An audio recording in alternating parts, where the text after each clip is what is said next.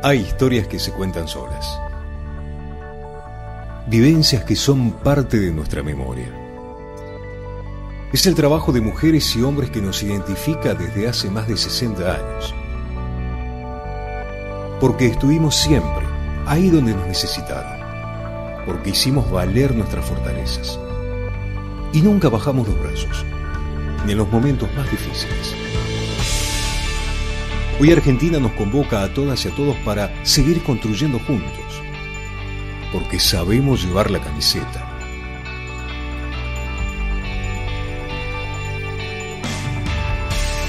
En cada laboratorio, en el territorio que conocemos, en el saber que generamos todos los días. Nuestra bandera son millones de compatriotas, de La Quiaca a Ushuaia, con quienes escribimos esta historia. Y lo seguiremos haciendo, porque contamos con lo más importante que puede tener toda buena historia: sus protagonistas.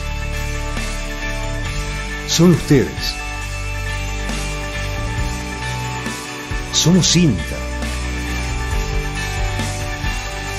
Es Argentina.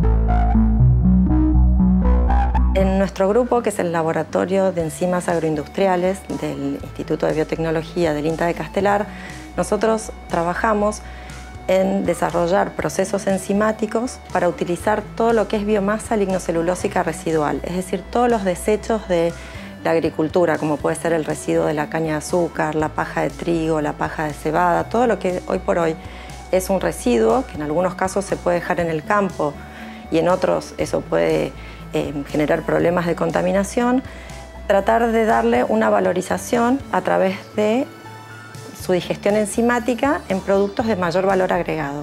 ¿Cuáles serían estos productos? Pueden ser azúcares que se pueden fermentar a etanol o a otros ácidos orgánicos, y otros productos que tienen todavía un poco más de valor agregado en lo que se conoce como biorefinerías celulósicas, que son obtener oligosacáridos, o sea, azúcares cortos, que tienen actividad prebiótica, es decir, que son beneficiosos para los microorganismos probióticos del intestino. Otra de las líneas es valorizar otro de los polímeros que componen la biomasa, que es la lignina. La lignina es un polímero que tiene muchísimas potencialidades, pero que todavía su aplicación para obtener productos está impedida por dificultades técnicas. Entonces, en nuestro grupo se investiga cómo poder aprovechar esa lignina para obtener bioproductos. El otro tema es las enzimas que los microorganismos producen para degradar la biomasa. En sí mismas pueden ser utilizadas como aditivo para el alimento animal y entonces también mejorar su digestibilidad, y entonces, por ejemplo, el alimento para aves o para cerdos, y eso mejora el rendimiento energético de ese alimento.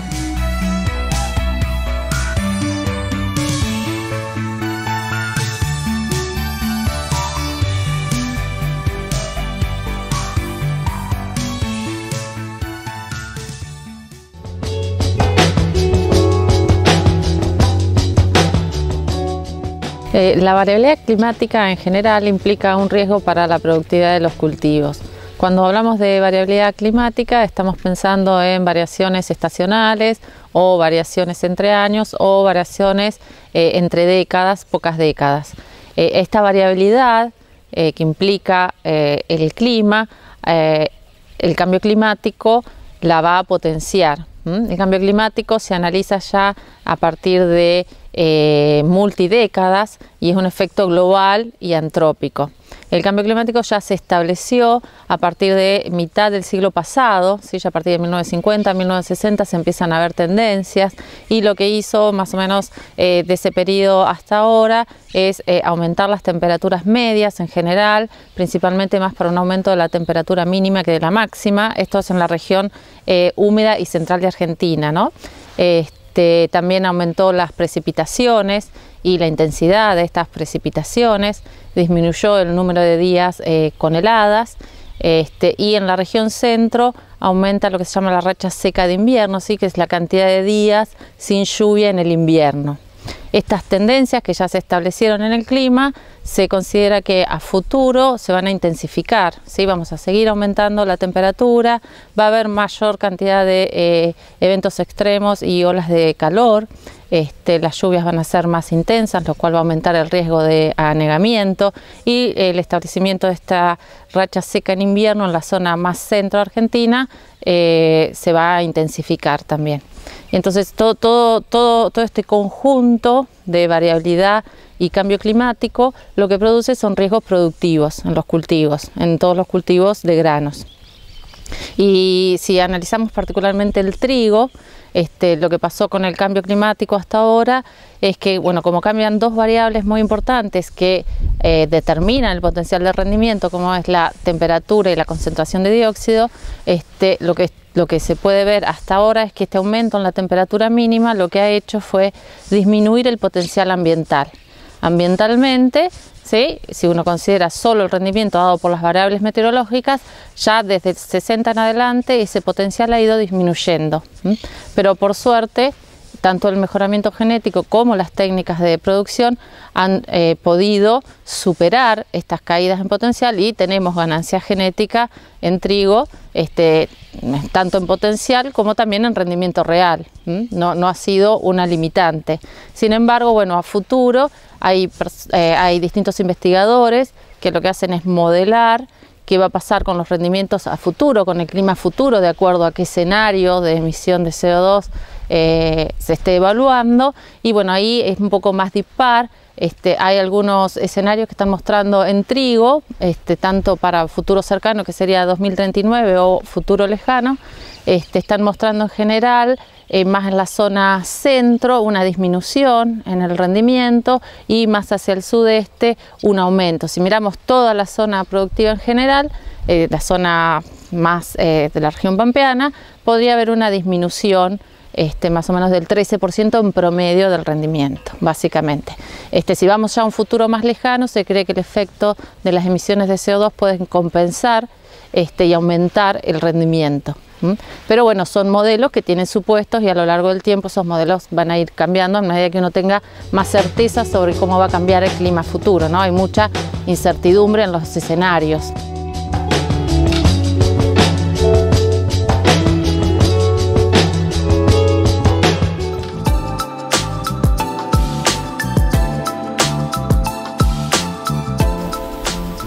Con el avance de la producción agrícola de las últimas décadas que se observó en nuestro país, se produjo una intensificación ganadera producto de una mayor carga animal o la misma carga animal en una menor superficie.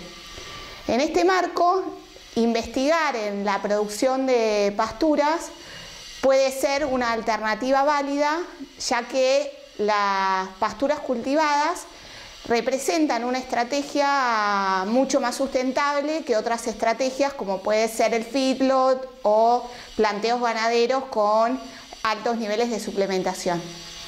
En este marco nos interesó analizar, particularmente en el periodo de establecimiento, que es un momento de la vida útil de las pasturas en donde las especies forrajeras son vulnerables a todo tipo de adversidades porque son de lento crecimiento inicial.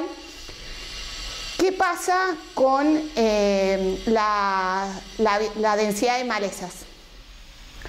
En este marco nosotros sembramos dos diseños de siembra diferentes. Uno que tenía 35% de cebadilla, 15% de pastobillo y 50% de trébol rojo, es decir que era una pastura bastante anual, vamos a decir. Después teníamos otro recurso que era 35% de pastobillo, 15% de cebadilla y 50% de trébol rojo, es decir que era un planteo bastante más perenne que el anterior. Y a esos dos diseños le sembramos manualmente densidades crecientes de Brassica juncea o mostacilla, que es una maleza anual.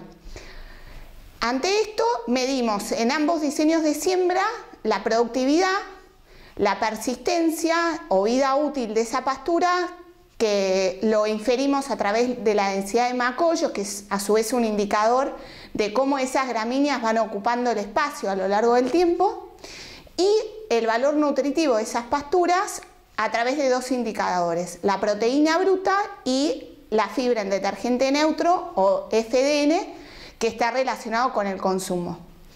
Nosotros descubrimos que las malezas no solamente reducen efectivamente la productividad de las pasturas y la persistencia potencial que esa pastura puede obtener a lo largo de su vida, sino que también encontramos un resultado bastante sorpresivo, por lo menos para nosotros, porque descubrimos que las malezas, lejos de disminuir la calidad forrajera de las especies que nosotros sembramos, la aumentaron en términos de proteína bruta. Eso se evidenció en la especie cebadilla cuando esa especie estuvo en menor proporción. Y eso nosotros lo explicamos porque al ser tanto la cebadilla como la maleza que nosotros elegimos dos especies anuales, compitieron más. La cebadilla vio enormemente reducida su productividad debido a las malezas, entonces el nitrógeno que esas plantas tenían se concentraron. En el futuro a nosotros nos interesaría ver qué pasa con la incidencia de malezas sobre otros atributos de calidad, como podría ser la concentración de lignina y la digestibilidad, y ver también qué pasa con el efecto de otras malezas, que pueden ser malezas perennes, malezas estivales, pero bueno, seguiremos trabajando a futuro sobre estos temas.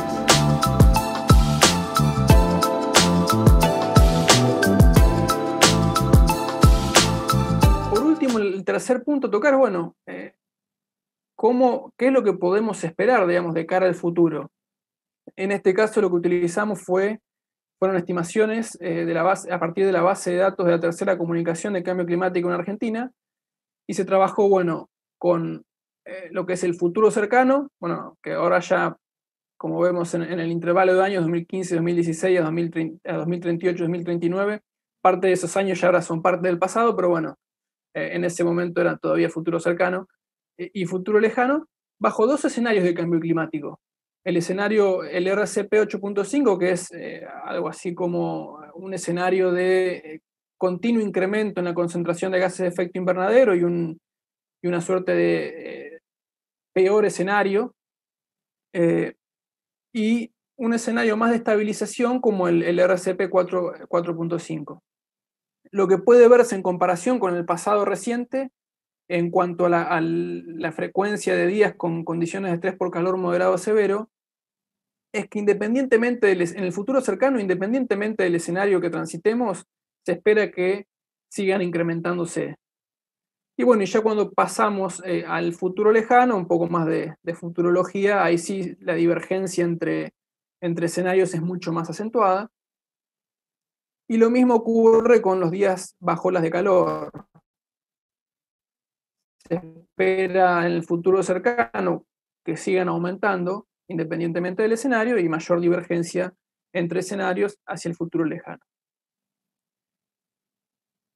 Entonces, ya para cerrar y dejarle a Rodolfo el espacio, como consideraciones finales entonces de esta primera parte de la jornada es, bueno, que en los últimos años ha aumentado la frecuencia de exposición a condiciones de estrés por calor en provincia de Buenos Aires, en rodeos de cría, y obviamente en otro tipo de sistemas productivos, que el tipo de exposición tiende a ser más de carácter agudo, subagudo, es decir, más de este tipo de olas de calor que se acumulan principalmente en la etapa final del servicio, que las variables asociadas al manejo reproductivo son y siguen siendo, digamos, fueron y siguen siendo las que explican en mayor medida el porcentaje de preñez y la eficiencia reproductiva de los rodeos, y que el estrés por calor tiene el potencial de afectar esa eficiencia reproductiva cuando ocurren eventos muy extremos, como el caso, digamos, el más extremo del servicio 2013-2014, pero cuando va acompañado de alguna por ahí ineficiencia del sistema que hace que haya un elevado porcentaje de animales que tenga que preñarse en la etapa final del servicio. Por lo tanto, lograr un adelantamiento de las preñeces disminuiría el riesgo o la vulnerabilidad del sistema frente a la ocurrencia de eventos climáticos extremos, pero en función, digamos, de ese adelantamiento que está ahí entrecomillado, es importante porque se ha dado por ahí muchas discusiones a veces, que el adelantamiento de las preñeces no necesariamente implica un adelantamiento de la fecha de servicio, sino que uno debe considerar, digamos, en el contexto de cada sistema, aspectos de manejo que sean, por ejemplo, un adecuado ajuste de la carga animal, aspectos nutricionales, sanitarios, correcta aplicación de biotecnologías que permitan lograr una mayor concentración de las pariciones y de las preñeces en la etapa, digamos, en las etapas, mejor dicho, una mayor concentración de las pariciones que permitan lograr una mayor concentración de las preñeces en la primera etapa del servicio.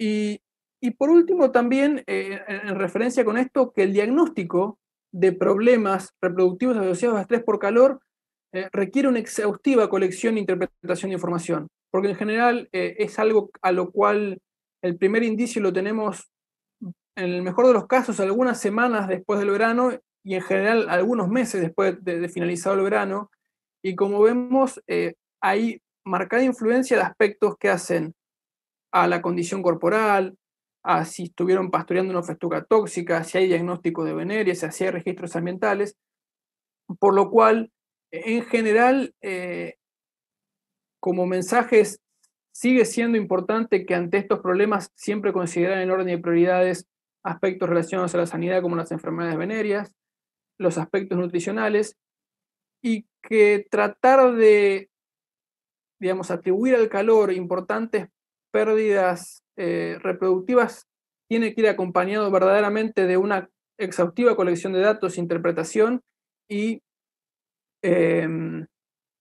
¿cómo decirlo?, descartar, digamos, las principales causas que pueden afectar la eficiencia reproductiva. Y respecto al futuro, bueno, como vemos en el futuro cercano, hay una tendencia creciente que continúa en acumular, digamos, días bajo condiciones de estrés por calor, y bueno, eso refuerza la necesidad de aumentar la eficiencia en nuestros rodeos, de reforzar los cuidados básicos que hacen el manejo de los animales durante el verano, y de empezar a mejorar nuestros sistemas en pos de mejorar el bienestar animal y la productividad de los animales, ya sea en todo lo que hace al desarrollo de sombras, la accesibilidad y la calidad del agua. Y bueno, en el futuro lejano, ya por ahí un poco más, como les decía, de futurología, va a depender un poco cuál sea el escenario que nos toque transitar.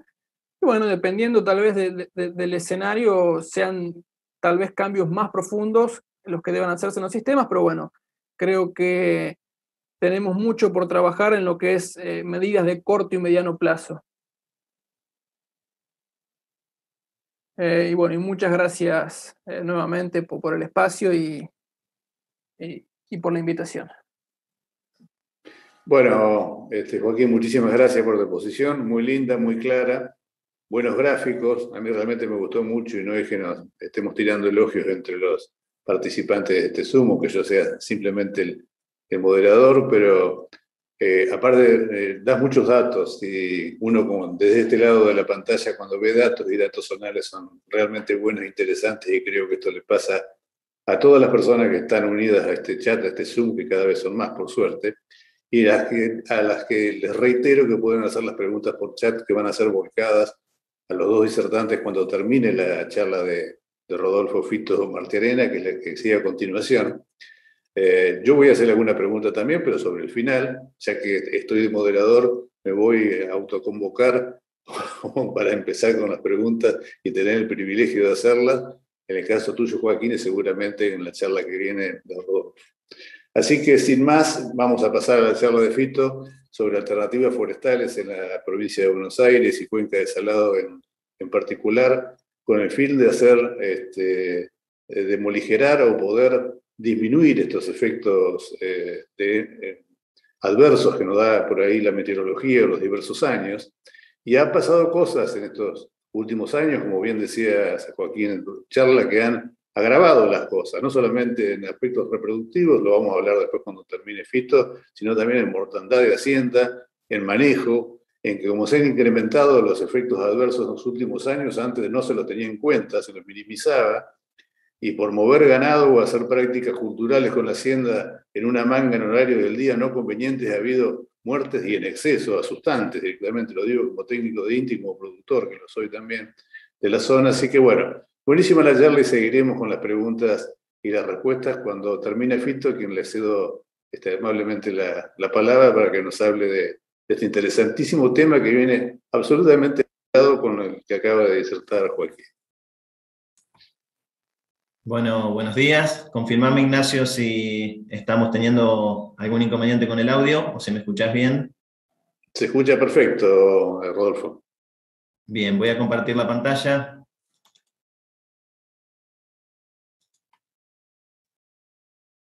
Bien. ¿Estás viendo bien, Ignacio, la presentación? Sí, se ve perfecto. Bien, entonces arrancamos. Bueno, en principio, agradecer por el espacio, por la participación. Y bueno, estuve escuchando la charla de Joaquín, muy interesante. Realmente creo que los forestales en la zona vamos a tener un arduo trabajo para tratar de atenuar esas causas. Así que bueno, ya Ignacio cuando presentaba hoy al comienzo, decía, bueno, yo estuve 20 años como investigador trabajando en Misiones, y bueno, desde este año en Provincia de Buenos Aires, así que un gran desafío, y un gran desafío también poder intentar empezar a forestar por ahí zonas que tradicionalmente son ganaderas. Así que, bueno, veía la charla de Joaquín recién, que mostraba muchos datos, y bueno, a diferencia, nosotros en forestales tenemos pocas investigaciones, sobre todo lo que es Cuenca del Salado y lo que es Pampa deprimida. Entonces, por ahí van a haber más conceptos básicos, y como les decía, va a ser el desafío de intentar forestar por ahí campos ganaderos. Así que, bueno, como les decía, como por ahí no es una zona tradicionalmente forestal, les traigo algunos conceptos básicos, y bueno, quiero comentarles, porque por ahí, como hay muchos productores ganaderos que están escuchando la charla, que la República Argentina tiene 1.300.000 hectáreas forestadas aproximadamente, donde las principales provincias donde se foresta es la provincia de Misiones, Corrientes y Entre Ríos, la región mesopotámica, que aproximadamente el 80% de las forestaciones están en esas tres provincias. Y luego tenemos otras regiones importantes, como es el Delta, como es Neuquén, y dentro de ese contexto, provincia de Buenos Aires, que según estimaciones tiene 117.000 hectáreas forestadas, que 77.000 hectáreas son de la zona Delta, y el resto corresponden a la parte continental, por llamarle de alguna manera. Ahora bien, el tema forestal en la provincia de Buenos Aires se viene abordando hace mucho. Hubo varios intentos de zonificación forestal, y que esas zonificaciones van cambiando por diversos motivos, pero ya en el año 52 el Ministerio del Agro emitió una publicación donde hizo una primera zonificación forestal. Luego también el Ministerio del Agro en el año 82 y en el año 97 hizo nuevas zonificaciones forestales. En el año 2009 se generó una publicación para el Congreso Forestal Mundial, donde también se hizo una zonificación, pero más recientemente un trabajo realizado por la Facultad de Ciencias Forestales, Agrarias y Forestales de la Universidad Nacional de La Plata en el año 2018, hace una nueva zonificación, donde es la que estamos viendo en pantalla, y donde se generaron 9 zonas forestales, que a su vez cada una de esas zonas, por ejemplo, varias de ellas se dividen. Entonces, sobre esa zonificación les voy a mostrar algunos datos de lo que tenemos en Provincia de Buenos Aires. No obstante, quiero antes establecer algunos conceptos generales, porque por ahí cuando decimos plantaciones forestales, bueno, nos estamos refiriendo estrictamente, cuando hablamos de plantaciones, nos referimos a plantaciones comerciales, donde son plantaciones monoespecíficas, es decir, que una sola especie, y coetáneas, que significa que son de una sola edad, donde todas estas plantaciones, el objetivo de estas plantaciones es maximizar la producción, en contraposición de lo que tenemos también, que hay algo en Provincia de Buenos Aires, que son bosques nativos o de conservación, que a diferencia de las plantaciones comerciales, tienen una gran diversidad de especies y edades, y cambia bastante el objetivo, si bien el objetivo también puede ser de producción, pero básicamente el objetivo es de restauración y de conservación. Entonces tenemos esos dos contrastes cuando hablamos de plantaciones forestales. Ahora bien, cuando vamos específicamente a las plantaciones comerciales, tenemos las plantaciones que se realizan en macizo. Yo cuando arrancábamos les decía que de las 117.000 hectáreas que tenemos en Provincia de Buenos Aires forestadas, 77.000 son de la zona del Delta. Esas plantaciones mayoritariamente sí son en macizo, y tienen un objetivo específico, que es la producción de madera, puede ser leña también, pasta celulósica, pero son las plantaciones en macizo. En la zona continental de la provincia de Buenos Aires, por ahí el objetivo es otro, como recién veíamos la charla de Joaquín, por ahí establecer esas plantaciones de otra manera, como son las cortinas, por ejemplo, o bosques de abrigo. Entonces, el objetivo es totalmente otro. Como les decía, son pequeñas superficies que se plantan con un fin muy particular. En el caso particular de las cortinas, que es lo que más vamos a ver en provincia de Buenos Aires, si bien hay sectores forestados, inclusive hay superficies hasta de 1000 hectáreas forestadas, no es lo más común ver macizos en provincia de Buenos Aires. Entonces, por eso, cuando arrancábamos, les decía que probablemente voy a tener un gran desafío como forestal, en la provincia de Buenos Aires, tratar de establecer estas plantaciones para cumplimentar objetivos como, por ejemplo, mitigar los efectos del calor sobre el ganado.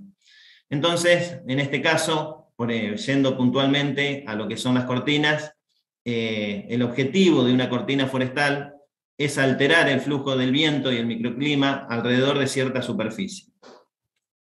Ahora bien, cuando hablamos de cortinas rompeviento, ¿qué es una cortina rompeviento? Bueno, una cortina rompeviento simplemente es una hilera de árboles cuyo ancho es menor que su longitud. Para decirlo vulgarmente, es una hilera de árboles.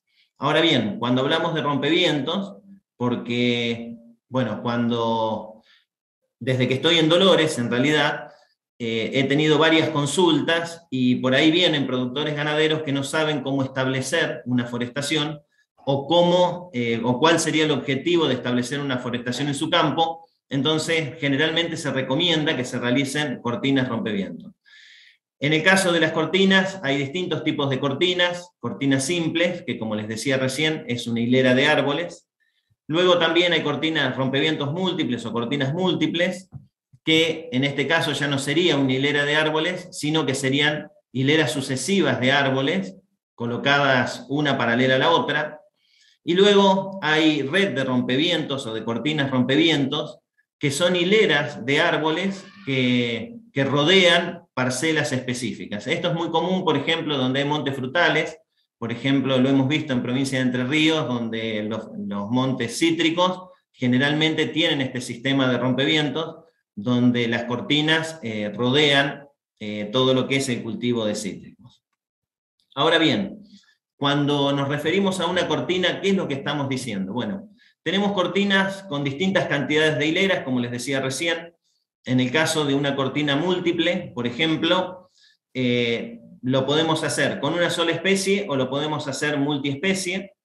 En este caso que estamos viendo aquí en pantalla, por ejemplo, si lo quisiésemos hacer con una sola especie, veríamos que todos los árboles tendrían una misma edad, una misma altura, y el objetivo de la cortina quizás no es el que nosotros estamos necesitando.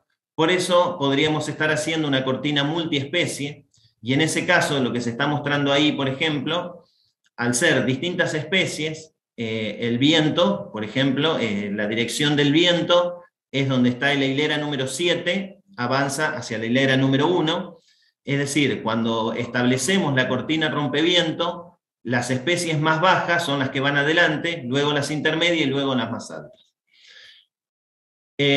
Como dice ahí, las especies de menor altura van por delante y las de mayor altura van por detrás. Ahí, representando lo que teníamos anteriormente, esa es la circulación del viento. ¿Qué sucede con el viento una vez que se choca con la cortina rompeviento? Bueno, el viento es frenado en un alto porcentaje, en el caso de estas cortinas multiespecies, la intensidad del viento se frena hasta un 80% posterior a la cortina, y luego cuando avanza en los metros, esa intensidad comienza a subir y se puede disminuir hasta el 20%. Aquí, para que quede más claro eso, podemos ver con un ejemplo con números. Por ejemplo, un viento de 100 kilómetros que choca contra una cortina rompeviento. Vamos a tener protección previo a la cortina y posterior a la cortina. Siempre la protección es mayor posterior a la cortina rompeviento. ¿Cuánto protege esa cortina? Bueno, protege hasta 20 veces la altura de los árboles. Es decir, en este caso que nosotros tenemos en el ejemplo, la cortina tiene 10 metros de alto, entonces vamos a tener una protección hasta los 200 metros de longitud desde la cortina. Claro que, como les decía, inmediatamente a la cortina la protección es mayor en la medida que se va alejando de la cortina. Ahí, como estamos viendo, como decíamos anteriormente y lo que estamos viendo aquí, por el ejemplo numérico, el viento que viene a 100 kilómetros atraviesa la cortina inmediatamente después de la cortina todavía tenemos un viento que se reduce solo el 80%, por lo tanto vamos a tener una intensidad de 20 kilómetros, y en la medida que avanzamos aumenta esa intensidad del viento. También les decía que teníamos una protección previo a la cortina, que en este caso disminuye esa protección respecto a lo que era posterior a la cortina. Recién decíamos que posterior a la cortina era 20 veces la altura de los árboles. En este caso es 5 veces la altura de los árboles. Es decir, tenemos una cortina de 10 metros de alto, los árboles miden 10 metros de alto, entonces la cortina me va a proteger hasta 50 metros de alto. Bien, cuando hablamos de la densidad de la cortina, recién cuando hablábamos de la cantidad de líneas que tenía que tener la cortina y la cantidad de especies, es muy importante que nosotros hagamos una planificación previo a instalar la cortina. Para ello es importante realizar un diagnóstico de las condiciones locales que tengamos, sobre todo dirección del viento, y con ello vamos a poder instalar una cortina adecuadamente. Aquí tenemos un ejemplo esquemático, una zona a proteger. Tenemos el viento predominante, la cortina siempre se instala de forma perpendicular al viento predominante, y la pregunta recurrente siempre que tenemos cuando vienen los productores que quieren instalar una cortina rompeviento es qué distancia tenemos en la línea entre los árboles y entre las líneas. Bueno, depende mucho de la especie. Luego cuando avancemos en la presentación yo les voy a mostrar 2 de las especies que mayoritariamente se está forestando en la región, pero depende mucho de la especie, pero aproximadamente en la línea entre árboles son 2 metros y entre líneas entre 2 y 3 metros. Aproximadamente esa es la distancia que se instalan los árboles, y se recomienda hacer la forestación en 3 bolillos. Para quien no sabe, es ir alternando los árboles entre líneas, es decir, si tengo la distancia entre 2 árboles en una hilera de 2 metros, bueno, el otro en vez de comenzar en el punto 0, comenzaría en el metro. Entonces así, de esa manera, me quedan alternados los árboles en las diferentes líneas. Aquí unos ejemplos de cortinas rompevientos, donde tenemos cortinas con distintas porosidades. En el caso de las superiores son cortinas de baja densidad, es decir, son cortinas muy porosas, y en el caso de las cortinas que se ven en la parte inferior de la pantalla, que son cortinas de baja porosidad, es decir, que son cortinas muy densas. Bueno, eso lo vamos a ir logrando con distintas especies. En este caso en particular es para la provincia de Entre Ríos, pero nosotros lo vamos a tratar de adaptar para la provincia de Buenos Aires con las distintas especies que podemos forestar en la provincia. Ahora bien, cuando nosotros vamos a elegir la especie para forestar, ya sea una cortina o en el caso de que alguien quiera hacer un macizo, hay que tener ciertas cosas en cuenta. Principalmente las características del sitio y sobre todo los requerimientos de la especie, a ver si se adaptan a las características del sitio. Luego, ya en función de lo que nosotros queremos proteger, es decir, principalmente en esta región seguramente vamos a querer proteger el ganado, entonces en función de lo que queremos proteger también va a ser la elección de la especie, y tener muy en cuenta que muchas veces algunas especies son espectaculares para establecer una cortina rompeviento, pero tienen crecimiento muy lento. Entonces, también es importante tener en cuenta el crecimiento, la velocidad de crecimiento que tiene la especie. Teniendo en cuenta esas condiciones, podemos estar eligiendo las especies que podríamos instalar en una cortina rompeviento. Ahora, yo les decía, cuando arrancábamos, cuando veíamos los ejemplos de zonificación, les decía que la Facultad de Ciencias Forestales había hecho un trabajo en el año 2018 donde había hecho la zonificación de las zonas forestales de la provincia de Buenos Aires, y en ese mismo trabajo hay muchos datos interesantes que deberíamos tener en cuenta para la provincia de Buenos Aires principalmente, es decir, el trabajo está hecho para la provincia de Buenos Aires, pero en función de la región donde nosotros estemos, muchos datos que deberíamos tener en cuenta. Esto es una tabla de doble entrada, donde en el eje vertical pueden ver las especies y en el eje horizontal las regiones.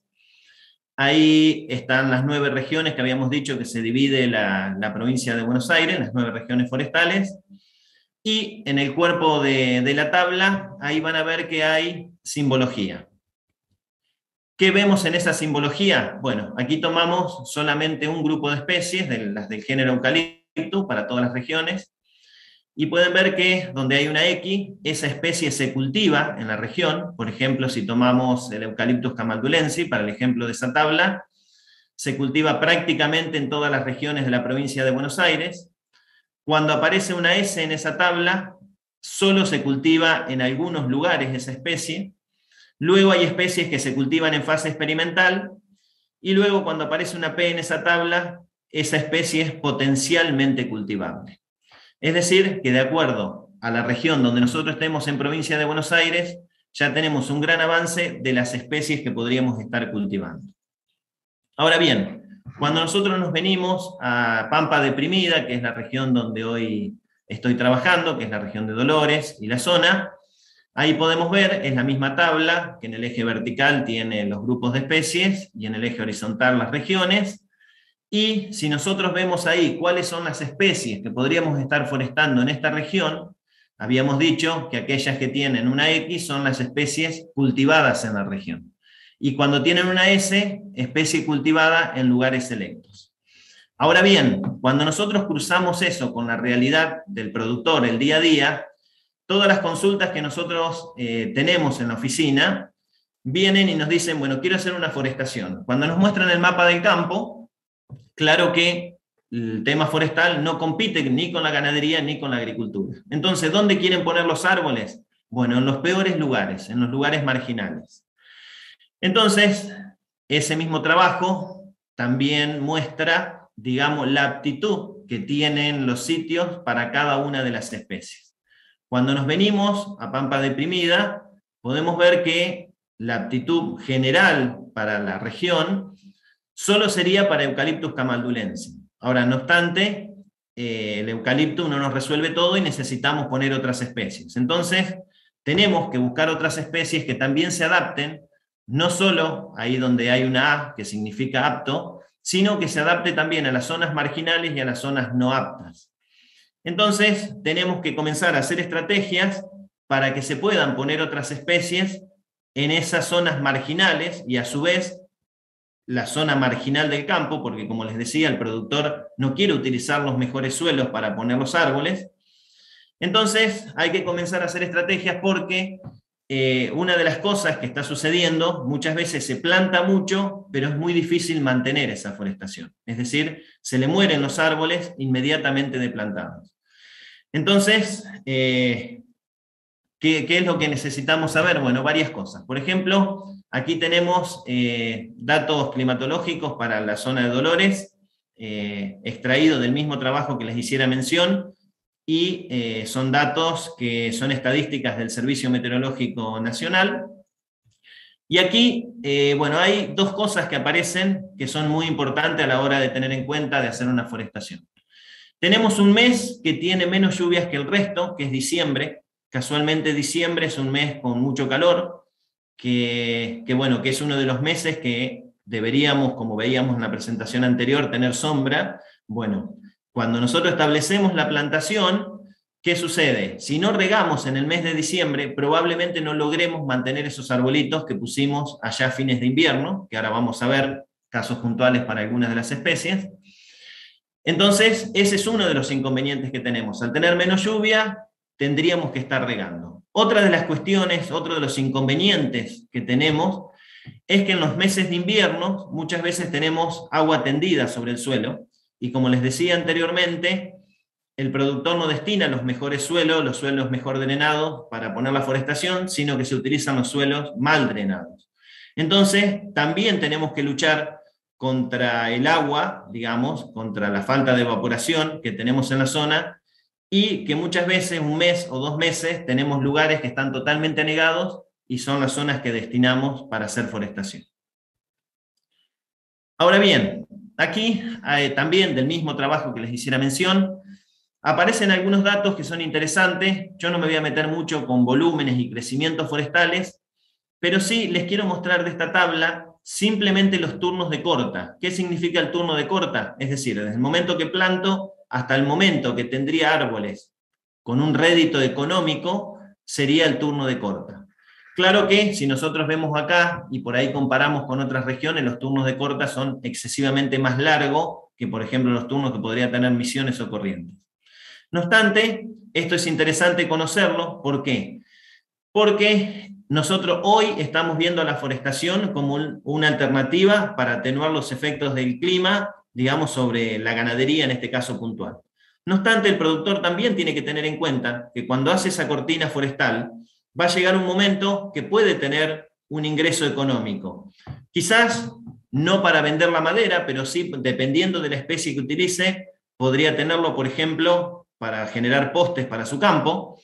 Entonces, este dato que les traigo del turno de corta, si bien son estimaciones y los rangos son amplios, pero podemos ver, por ejemplo, para eucaliptos que está entre 12 y 20 años, para el caso de las especies de salicáceas, está entre 8 y 16 años, que si bien, como les decía, es un turno bastante largo, no obstante, el productor tiene que pensar que cuando llegue ese momento puede tener un rédito económico.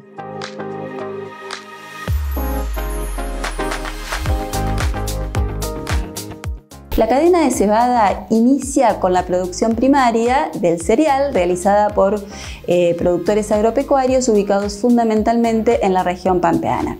El destino del grano es el forraje o la industria. En este último caso, el segundo eslabón de la cadena es una primera industrialización, un primer proceso industrial que tiene por objeto el malteo del grano y luego una segunda industrialización a través de la elaboración de cerveza de malta. El tercer y último eslabón es la comercialización realizada tanto en el mercado interno como en el externo. El cultivo de cebada cervecera se produce bajo dos modalidades. Una mediante contrato previo a la siembra pactado entre la industria maltera y el productor, y la otra sin contrato, donde el productor decide libremente la comercialización con la industria o la exportación. La cebada también se siembra como verdeo invernal, dado que es el cereal que posee mayor nivel de energía. El sudeste y centro-norte de la provincia de Buenos Aires aporta el 94% de la producción de cebada nacional, con más de 950.000 hectáreas sembradas. El 5% de la producción se divide entre el sur de la provincia de La Pampa, Santa Fe y Córdoba, y también se registra producción en la provincia de Entre Ríos y Santiago del Estero, que en conjunto representan el 1% del total nacional. Como se observa en la figura, la superficie sembrada se mantuvo en franco crecimiento hasta la campaña 2012-2013, impulsada por las políticas desalentadoras para la producción de trigo, alcanzándose el récord histórico en esta última campaña, con 1,7 millones de hectáreas cosechadas y 5,2 millones de toneladas producidas. A partir de 2013-2014 la superficie disminuye significativamente, ubicándose alrededor de 1,1 millones de hectáreas y con excepción de la campaña 2015-2016 y 2018-2019, en las que la mejora de los precios internacionales provocó la recuperación de la superficie sembrada y de la producción, no se observan grandes variaciones. Al igual que el área sembrada, el rendimiento medio del cultivo aumentó a lo largo del periodo bajo análisis, con un máximo de 4.183 kilos por hectárea en la campaña 2018-2019 y un mínimo de 1.981 kilos por hectárea en la campaña 2003-2004. Si se analiza el último decenio, se observa que el rendimiento promedio fue de 3.340 kilos por hectárea, un 11% superior al de trigo para el mismo periodo. Entre 2000 y 2005, tanto la molienda de cebada como la producción de malta se mantuvieron estables con volúmenes promedios de 435 y 304.000 toneladas respectivamente. En el periodo 2006-2010 se produjo un crecimiento de más del 80% del volumen promedio de molienda debido a importantes inversiones realizadas por el sector que aumentaron la capacidad instalada. En el año 2021 se registra su máximo histórico con un volumen de 1.120.000 toneladas de granos procesados y 785.000 toneladas de malta producida. La industria de segundo orden utiliza la malta como materia prima para la elaboración de cerveza. En Argentina se producen unos 20 millones de hectolitros por año, utilizándose el 83% de la capacidad instalada. Es una industria muy concentrada, ya que está en manos de 3 grandes empresas que cuentan con 11 establecimientos elaboradores estratégicamente ubicados en la provincia de Buenos Aires, Santa Fe, Córdoba, Mendoza, Corrientes, Tucumán y Salta. A su vez, en los últimos años, la producción de cerveza artesanal ha crecido considerablemente y comprende a más de 1.600 productores cerveceros y alrededor de 700 microcervecerías. El consumo de cerveza se ha popularizado en particular en los sectores juveniles, abandonándose en gran medida la tradición que restringía el consumo a la temporada estival, lo que originó un incremento del 64% del consumo local en el periodo comprendido entre 2000 y 2011. A partir de 2012 y hasta 2021 se observa una tasa de crecimiento negativa del 6%, pero a pesar de ello, la cerveza representa el 60% del total de las bebidas alcohólicas consumidas en el país. En las últimas 2 décadas se consumió en promedio 41 litros de cervezas por habitante y por año, con un máximo en el año 2011 de 45 litros per cápita y un mínimo en el año 2000 de 34 litros habitante año. Entre 2011 y 2020, y a partir de la apertura del mercado de cerveza forrajera, se produjo un importante crecimiento de las ventas externas, las que en promedio alcanzaron 1,1 millones de toneladas y 602 millones de dólares. En el año 2012 se registró el récord de las exportaciones de granos con 3,4 millones de toneladas y 840 millones de dólares. En 2015 y 2020 se produjo una marcada disminución en el volumen exportado debido a una importante caída en los niveles de producción. En el año 2021 se recupera la exportación de granos en un 19% en volumen y en un 40% en valor. El principal país de destino del grano de cebada cervecera fue Brasil, con un volumen que rondó el 40% del total de las exportaciones de ese año, mientras que la cebada forrajera fue adquirida en más de un 90% por China. Entre 2000 y 2006, las exportaciones de malta se mantuvieron relativamente estables, con un volumen promedio de 265.000 toneladas comercializadas a un valor promedio de $281 la tonelada. A partir de 2007 y hasta 2015, el volumen de ventas al exterior creció en promedio un 51%, alcanzando su récord en el año 2012 con 647.000 toneladas. A partir del año 2016 se produce una caída del 2% del volumen exportado, pero con una recuperación del 3% en el precio promedio. Los precios de exportación de malta tuvieron un importante crecimiento en las últimas 2 décadas y el destino más frecuente de las exportaciones es América Latina, en particular Brasil, que en el año 2021 adquirió el 86% de la producción de malta nacional. De la producción de cerveza, solo una pequeña parte es colocada en el mercado externo. Si bien las exportaciones de cerveza tuvieron un gran crecimiento en las últimas 2 décadas, se observan importantes oscilaciones a lo largo de este periodo. Los países limítrofes, en especial Paraguay, Chile, Brasil y Uruguay, constituyen los destinos más frecuentes para la cerveza argentina, tendencia que se ha profundizado en los últimos años por tratarse de un producto con elevado costo de transporte en relación al precio. En el año 2021, Uruguay y Chile en conjunto representaron el 90% del total de las ventas externas de la cerveza argentina. La cadena de cebada es importante a nivel nacional por constituir un entramado logístico y de agregado de valor, generador de empleo y divisas. Al analizar la estructura exportadora de la cadena de valor, se observa claramente que Argentina posee una participación moderada en el grupo de productos primarios, primero en la comercialización de cebada cervecera y en segundo término en cebada forrajera. Por el contrario, en productos como la malta o la cebada, es decir, aquellos que tienen mayor valor agregado y por lo tanto mayor precio unitario, Argentina apenas participa. Siendo en nuestro país el primer productor sudamericano de cebada cervecera y la cerveza uno de los productos más demandado en el mercado internacional, Argentina tiene la oportunidad y el desafío de realizar un mayor procesamiento de los granos y alcanzar una mayor participación en el mercado de malta y cerveza.